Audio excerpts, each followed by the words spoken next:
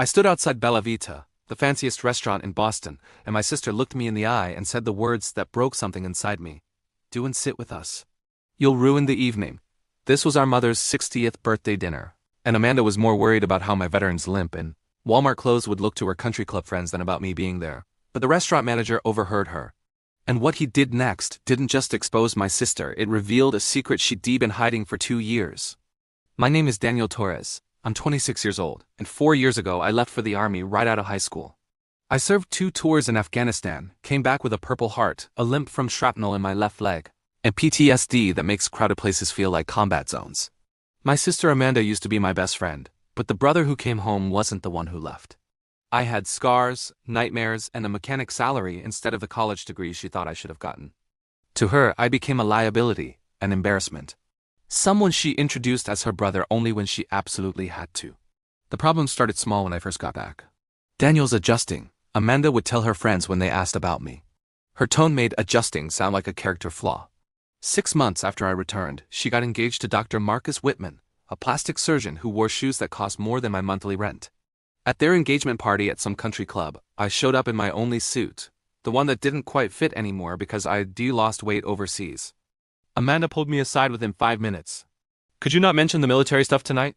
Marcus's family is here, and they're pacifists, very progressive. It might make things awkward. You want me to pretend I didn't serve? I want you to read the room. This isn't a VFW hall. I left early. She didn't notice. At the wedding a year later, I wasn't in the wedding party. We're keeping it small, she explained. Just Marcus's brother and my college roommate, but there were 6 groomsmen and 6 bridesmaids. I just wasn't one of them. I sat in the back row during the ceremony. At the reception, I was seated at a table with distant cousins I'd never met, far from the head table where Amanda and Marcus held court. This is my brother Daniel, she introduced me once to Marcus's parents. He's a mechanic, not a veteran. Not someone who'd served his country, a mechanic. Like that was something to apologize for. The comments got sharper over time. You really should do something about that limp. Physical therapy or something. It's noticeable. Have you considered talking to someone about your episodes? Marcus knows a therapist? Very discreet. Maybe don't wear the military stuff when you're around our friends. It makes people uncomfortable. 2 months ago, she called about Mom's birthday dinner. It's at Bella Vita, very upscale. I'm inviting some friends, successful people. Good connections from Marcus's practice. Mom's excited. Sounds nice. What time? A pause. Daniel, about that. I need you to really make an effort with your appearance. Get a haircut. Wear something decent. And please try not to draw attention to yourself. I'll try my best, Amanda. I'm serious. This is important. These aren't just random people, they're influential. First impressions matter. I spent money. I didn't have on new clothes. Got a haircut. Practiced walking without favoring my injured leg too much, even though it hurt like hell. Tonight, I took the subway across town to Bella Vita, arriving right on time. The restaurant was the kind of place where they put the menu prices in small print, so you don't choke on your wine when you see them. Amanda was outside with Marcus and 2 other couples, her country club friends, all dressed like they were attending a wedding. She saw me approach and her smile faltered. I was wearing new khakis and a button-down shirt from Target. Clean pressed, the best I had. But next to Marcus in his designer suit, I looked exactly like what I was, a working-class veteran out of his element. Daniel, Amanda said, her voice tight. You're here. Of course I'm here. It's Mom's birthday. She glanced at her friends, then back at me. Could I talk to you for a second? Privately? We stepped away from the group. She crossed her arms. I need you to understand something. This dinner is important. Marcus is trying to impress the Hendersons. She nodded toward one of the couples. They're major donors to the hospital foundation. Everything needs to be perfect. Okay, I'll be on my best behavior. That's not... She stopped, struggling for words. Daniel, I think it would be better if you didn't sit with us. The words hit me like physical force. What? Just for dinner. You could sit at the bar, eat there, and then come say hi to Mom after. That way you're still here for her birthday, but I won't embarrass you. That's not what I'm saying. Then what are you saying? She lowered her voice. You don't fit, Daniel. Look at you. Look at them. You're going to be uncomfortable anyway. This is easier for everyone. Mom's expecting me at dinner. I'll tell her you had to work late but came for dessert. She understand, will she? Or will you just lie to her like you lying to everyone else about why your brother isn't sitting at the family table? Amanda's face flushed. You're being dramatic. I'm being excluded from my own mother's birthday dinner. By my own sister. Fine, sit with us. But please, don't talk about the military, don't mention your PTSD, don't draw attention to your leg. Just try to be normal for one night. That word, normal, like I was defective. I was about to walk away to leave, to go home, to accept that I didn't belong, when I heard a voice behind us. Excuse me, is there a problem? We both turned. A man in his 50s stood there, wearing a suit that screamed management. His name tag read Vincent Romano, General Manager. No problem, Amanda said quickly, shifting to her professional smile. Just coordinating with my brother. Vincent looked at me, then at Amanda, then back at me. His eyes lingered on my posture, my haircut, the way I stood. Sir, are you military? He asked me directly. Yes, sir. Army. 4 years. His expression changed completely. What unit? 3rd Infantry Division. Served in Afghanistan. Vincent extended his hand. Vincent Romano. Marines, Desert Storm. Thank you for your service. We shook hands. His grip was firm, respectful. Amanda looked uncomfortable. We should head inside, ma'am, Vincent interrupted, still looking at me. I couldn't help but overhear. Did you just tell your brother not to sit with your family? Amanda's face went red. That's a private family matter, not when it happens in front of my restaurant. It's not. Vincent's voice was polite but had an edge. Especially when it involves a veteran. Marcus stepped forward, using his doctor voice. Sir, I think there's been a misunderstanding. I don't think there's been... I heard the young lady clearly tell her brother he doesn't fit, that he should sit at the bar instead of the family table, and that he should hide the fact that he served his country. The other couples were watching now, fascinated and horrified. That's not, Amanda started. Actually, it is. Vincent pulled out his phone. We have security cameras out here with audio. Would you like me to play back the conversation? Amanda went white. Vincent turned to me. Son, what's your mother's name? Rosa Torres. He nodded. The reservation is under Amanda Whitman for a party of 12. Rosa Torres' 60th birthday. That's correct, Amanda said stiffly. Here's what's going to happen, Vincent said. Daniel is going to sit at that table. At the head of the table, next to his mother, where a son belongs on his mother's birthday. Now wait a minute, Marcus started. I'm not finished. Vincent's Marine voice came out. I'm also going to personally ensure that Daniel's meal tonight is complimentary. Because any establishment that I manage will honor those who served. This is ridiculous, Amanda said. You can't dictate where my family sits, you're right. But I can decide who eats at my restaurant. And I'm very close to deciding your entire party should find somewhere else to celebrate. The Henderson couple exchanged glances. This was not the elegant evening they'd been promised. Vincent continued. There's something else you should know, Ms. Whitman. Something you apparently haven't bothered to find out about your own brother. He looked at me. Daniel Torres, 3rd Infantry, Afghanistan. When did you serve? 2019 to 2023, sir. And you were injured in combat? Yes, sir. IED explosion. February 2022. Vincent nodded, then turned back to Amanda. Your brother was awarded a Purple Heart, but you probably didn't know that, did you? Amanda's mouth opened, but nothing came out. And here's the really interesting part, Vincent continued. He paused for effect. That veteran was your brother. The silence was absolute. Amanda stared at me. What? You didn't know, Vincent said. It wasn't a question. Your brother is a certified hero, and you didn't know because you never asked. You were too busy being embarrassed by him. Daniel, Amanda whispered. Is that true?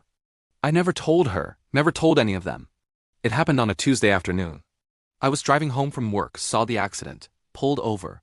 3 people trapped in a burning vehicle. Training kicked in. I got them out before the fire spread. The little girl, Emma, she was pinned in the back seat. I got her out last seconds before the car exploded. The Carnegie Medal came in the mail 6 months later. I put it in a drawer. Why didn't you tell us? Amanda asked, and she actually sounded hurt. When was I supposed to tell you, Amanda? At your engagement party where you asked me not to mention the military? At your wedding where I wasn't in the wedding party? At the dozen family events where you introduced me as just a mechanic? Marcus looked at his wife. The Hendersons looked uncomfortable. The other couple had started whispering. Vincent wasn't done. I have that Carnegie Medal story framed in my office. I keep track of recipients because that kind of heroism matters. When you walked up, I recognized your face from the news coverage. You didn't want attention then, and clearly you still don't. He turned to Amanda. But your sister here is ashamed of you. Ashamed of a Purple Heart recipient. Ashamed of a Carnegie Medal hero. Ashamed of someone who served his country and then came home and saved 3 lives without a second thought. I'm not ashamed, Amanda tried. You told him not to sit with his own family. What would you call that? The door to the restaurant opened. Our mother stepped out, looking for us. Rosa Torres, 60 years old today, a tiny woman who'd raised us alone after our father died. What's taking so long, she called. Then she saw me. Her face lit up. Mio, you came! She hurried over, hugged me tight. You look so handsome. Come, come, I saved you the seat next to me. She looked at Amanda. Why are you all standing out here? The table is ready, Vincent smiled. Mrs. Torres, happy birthday. Your son Daniel will be sitting next to you this evening, and his meal is on the house tonight. To honor his service to our country. Mom looked confused but pleased. That's very kind. Daniel, did you hear? Free dinner. Amanda tried one more time. Mom, actually. But Vincent cut her off. Mrs. Torres, did you know your son received the Carnegie Medal? For saving 3 people from a burning car? Mom's eyes went wide. She looked at me. Daniel? Is this true? I nodded. She hit my arm. Why didn't you tell me? I didn't want to make a big deal out of it. Didn't want to. She hit me again, then hugged me. You saved a little girl? 3 people, Mom. The girl was one of them. She was crying now. My boy. My hero boy. Amanda stood there, and for the first time I saw something that might have been shame cross her face. Vincent gestured toward the restaurant. Your table is ready. Daniel, you'll be seated next to your mother. Everyone else can arrange themselves however they'd like. The dinner was awkward. I sat next to Mom, who kept patting my hand and crying happy tears. Amanda sat across from us, barely speaking. Marcus kept glancing between us, clearly trying to figure out how to salvage the evening. The Hendersons actually ended up talking to me. Mr. Henderson had a nephew who served in Iraq. We swapped stories. They were kind, genuine, nothing like what Amanda had made them out to be. Vincent brought out a special dessert for Mom with a candle. When everyone sang happy birthday, he made a point of announcing, and a special thank you to Rosa's son Daniel, a true American hero. The whole restaurant applauded. I wanted to disappear, but Mom squeezed my hand so tight I thought she'd break my fingers. She was so proud. After dinner, Amanda caught me by the door. Daniel, she couldn't find the words. I didn't know about the Carnegie Medal. You didn't ask about anything. You haven't asked about my life in 4 years, Amanda. You've just been ashamed that I didn't turn out the way you wanted. I wasn't ashamed. You told me not to sit at my own mother's birthday dinner. You told me I didn't fit. What do you call that? She had tears in her eyes now. I was wrong. I'm so sorry. You're sorry you got caught. There's a difference. That's not fair. Fair. I laughed, but there was no humor in it. You know it's not fair?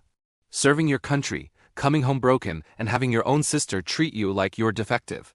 You know it's not fair?